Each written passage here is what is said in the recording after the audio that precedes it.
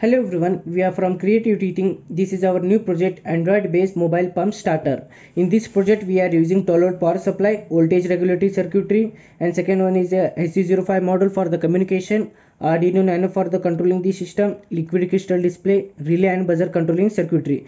We are using 12 volt small water pump, and this project will be controlled by the like this Android app. First of all we have to switch on the power supply. Right now it is in setup stage. The right now of the project condition is water pump off and buzzer also off. First we have to connect the project here like this.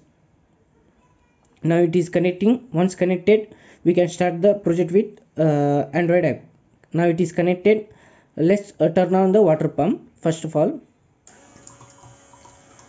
Right, also the display will be showing the water pump is on, and buzzer we can control the buzzer also, buzzer off and water pump off.